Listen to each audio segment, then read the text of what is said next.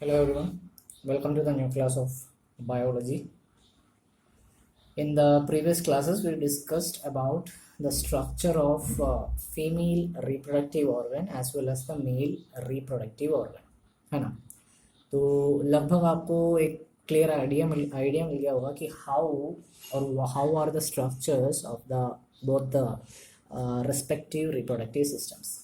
Today, we will discuss about some of the process of how the gametes are formed from these reproductive systems. आज का हमारा main topic होगा spermatogenesis. वो क्या है बताएंगे. सबसे पहले ये जानना जरूरी है कि व्हाट इज गेमेटोजेनेसिस. गेमेटोजेनेसिस मतलब जो गेमेट्स होते हैं, जो रिप्रोडक्टिव सेल्स होते हैं, चाहे वो मेल्स के केस में हो या फीमेल्स के केस में हो, उस गेमेट्स को बनाने के प्रोसेस को कहा जाता है gametogenesis. So the process of formation of the gametes, whether it may be in a male or in a female, is known as the gametogenesis. Two types के होते हैं.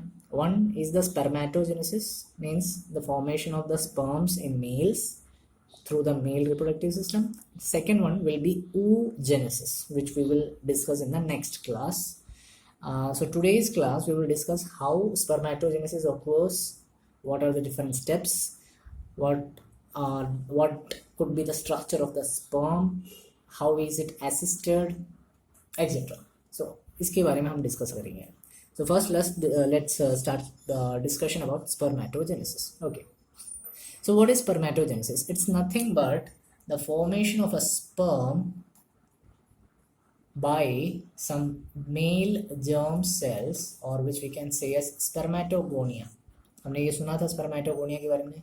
सेमिनिफरस ट्यूब्यूल्स जो प्रेजेंट है हमारी मेल टेस्टिस में, mail के reproductive organ testis में मौजूद है स्पर्मेटोगोनिया, जिसको मेल जर्म सेल्स भी कहते हैं, which is actually present in the seminiferous tubules. उन सेमिनिफरस ट्यूब्यूल्स में स्पर्म्स के फॉर्मेशन का जो प्रोसेस होता है, that is actually known as spermatogenesis. अब सबसे इंटरेस्टिंग वाली बात यह है कि spermatogenesis actually starts at the very puberty stage. Puberty means अपने जो किशोरावस्था है या जो टीनेज है, from that very beginning itself the spermatogenesis process starts. Okay. Spermatogonia जो है actually it is a plural. Spermatogonia का सिंगुलर होता है स्पर्मेटोगोनियम, यही स्पेलिंग जस्ट NIUM आएगा. तो स्पर्मेटोगोनिया एक्चुअली सेमिनिफरस ट्यूब्यूल्स में मौजूद है, हमने पढ़ा था ये. It's present in the seminiferous tubules, and in order to increase the number of the sperms, जो sperms आगे फॉर्म होंगे उनके काउंट को बढ़ाने के लिए it will undergo mitotic division. इसमें माइटोसिस डिविजन होगा, माइटोटिक डिविजन होगा.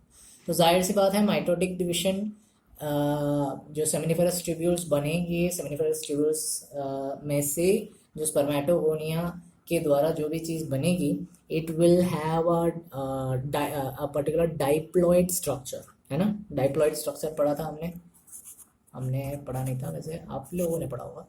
डाइप्लॉइड मतलब जिसमें double the set of chromosomes होंगे, यानी कि ये अगर डाइप्लॉइड है तो minimum it will have definitely 46 chromosomes, means इन 23 के हिसाब से, 23 पेयर्स के हिसाब से it will have a diploid structure. So ये डाइप्लॉइड स्ट्रक्चर के साथ ये क्या करेगा, सेमिनिफेरस ट्यूब्यूल्स में ये माइटोटिक डिविजन फॉर्म होगा स्पर्मेटोगोनिया के हिसाब से. Then this spermatogonia will undergo meiosis, मतलब सारे के सारे नहीं, कुछ स्पर्मेटोगोनिया मियोसिस में पार्टिसिपेट करेंगे, and they will form primary spermatocytes. Okay. Primary spermatocytes में ये फॉर्मेशन होगा. अब ये प्राइमरी स्पर्मेटोसाइट्स जाहिर सी बात है ये आगे और डिवाइड होंगे, क्योंकि इसमें मायोसिस डिवीजन है. मायोसिस डिवीजन के बारे में एक सबसे इंटरेस्टिंग वाली बात अगर बताई जाए, मायोसिस डिवीजन एक बार स्टार्ट हो गया तो फिर उसको एक पर्टिकुलर एंड तक पहुंचाना पड़ता है. वो एक में ही नहीं रुकता, it continuously it gets to be continued for in a long run, मतलब कंटिन्यू होता रहता है एक थोड़ी देर तक. It's not like a mitosis division. Okay. So meiosis division के तहत स्पर्मेटोसाइट्स, प्राइमरी स्पर्मेटोसाइट्स का फॉर्मेशन होता है फ्रॉम द स्पर्मेटोगोनियम. इतना क्लियर हो गया होगा. ओके. अब जो भी प्राइमरी स्पर्मेटोसाइट मिला है, it will have a diploid structure जो रहेगा वो डाइप्लॉइड स्ट्रक्चर और ज़्यादा तोड़ने लग जाएगा। देन इसमें फर्स्ट मियोसिस स्टार्ट होगा। प्राइमरी स्पर्मेटोसाइट में पहला मियोसिस प्रोसेस स्टार्ट होगा। मैंने बताया था अभी जैसे आपको, मियोसिस एक बार स्टार्ट होता है तो एक पर्टिकुलर स्टेज पर आकर ही रुकता है। फर्स्ट प्राइमरी स्पर्मेटोसाइट का डिवीजन होगा, हैप्लॉइड सेल्स देगा ये, और वो हैप्लॉइड सेल हम कहेंगे उसे सेकेंडरी स्पर्मेटोसाइट। हैप्लॉइड सेल होगा वो। हैप्लॉइड सेल मतलब हम जानते हैं, हैप्लॉइड सेल्स मतलब it will have the half the number of sets of the pair of chromosomes. मतलब 46 क्रोमोसोम्स हैं तो सेल्स में 26, 23 के हिसाब से क्रोमोसोम्स रहेंगे। इसी सेकेंडरी स्पर्मेटोसाइट में और डिवीजन होगा, सेकेंड मियोसिस होगी। सेकेंड मियोसिस और डिवाइड होगा, 4 हैप्लॉइड सेल्स बनेंगे, हर एक में से 4 हैप्लॉइड सेल्स, और उनको कहा जाएगा spermatid.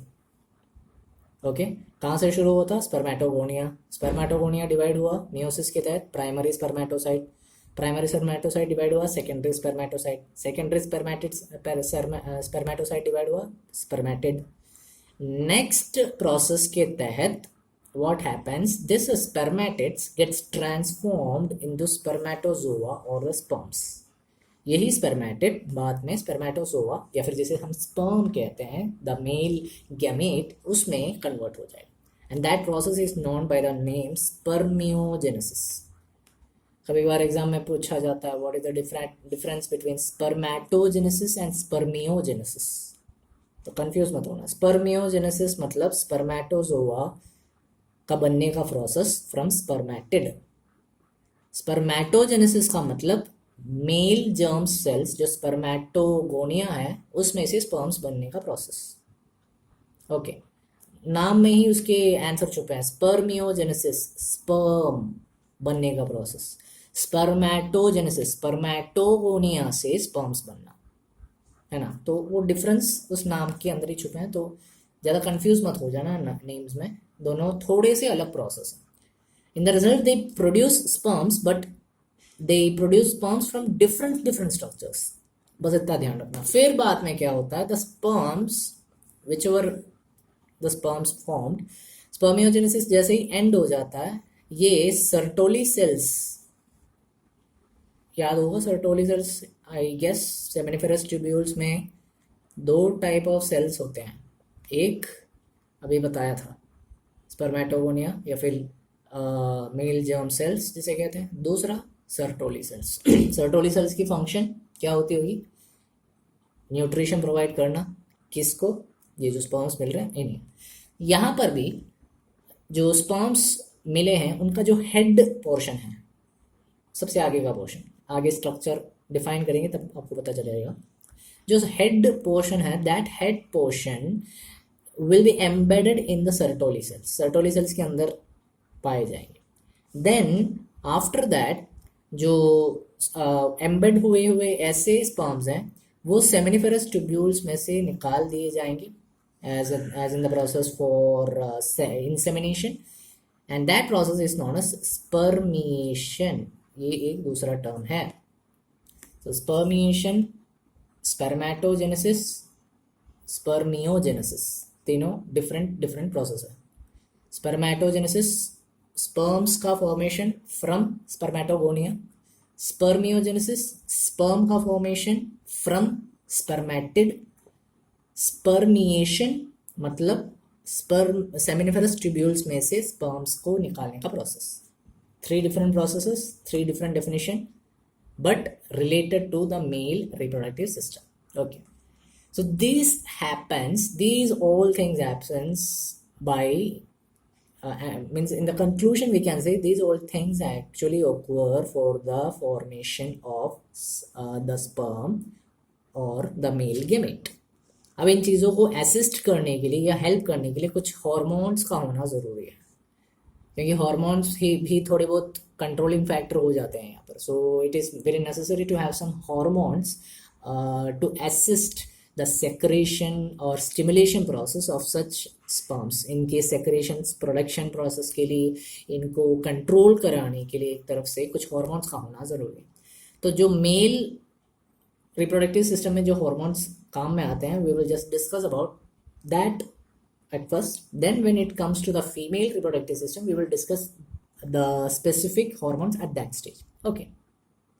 So the hormones which help the male gametes or the sperms, some of the hormones are gonadotropin releasing hormone GnRH, luteinizing hormone LH, follicle stimulating hormone FSH. तो ये है कुछ hormones जो mail gamete के कुछ processes में help करते हैं. So what are they and how are they produce, देखते हैं. Gonadotropin releasing hormone is actually hypothalamic hormone. अगर आप लोगों ने हार्मोन्स के बारे में किसी प्रीवियस क्लासेस में पढ़ा है, like in the previous classes, so you might have heard about hypothalamus which is present in our brain. Hypothalamus द्वारा प्रोड्यूस किया जाने वाला एक हार्मोन है गोनाडोट्रोपिन रिलीजिंग हार्मोन GnRH.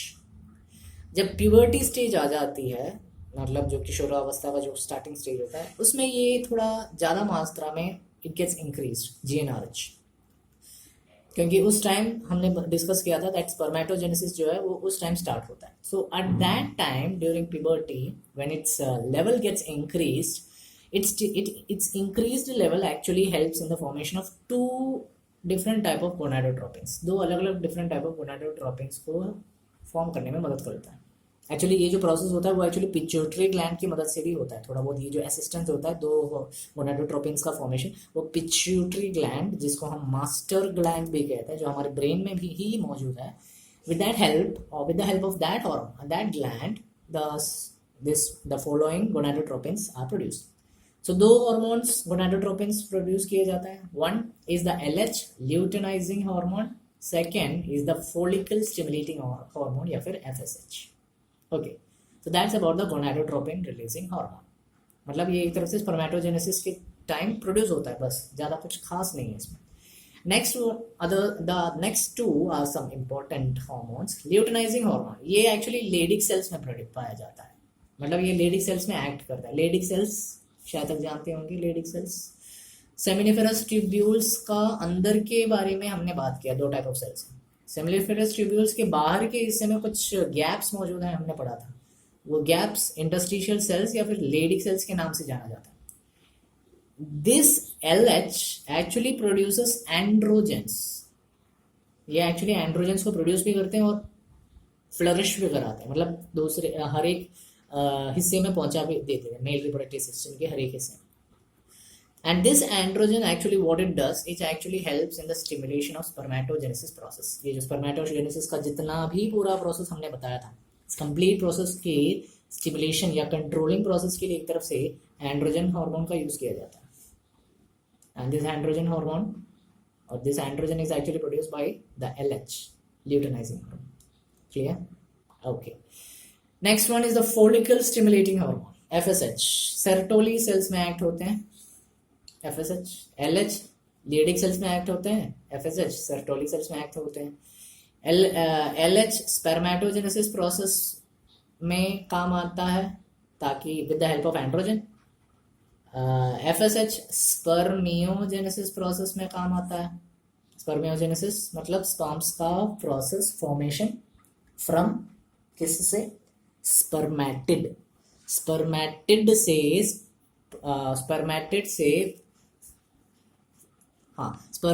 से अपने स्पर्म्स का फॉर्मेशन जो होता है, ट्रांसफॉर्मेशन के द्वारा जो फॉर्मेशन होता है, दैट इज एक्चुअली स्पर्मियोजेनेसिस. उस स्पर्मियोजेनेसिस को हेल्प करने वाला हार्मोन है FSH.